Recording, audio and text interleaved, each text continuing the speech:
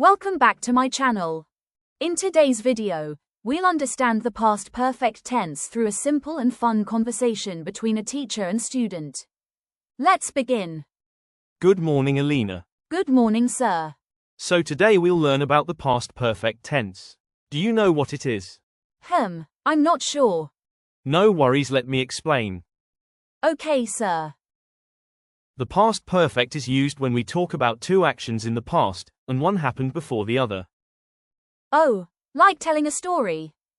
Exactly. For example, I had eaten my lunch before my friend arrived. Here, eating lunch happened first.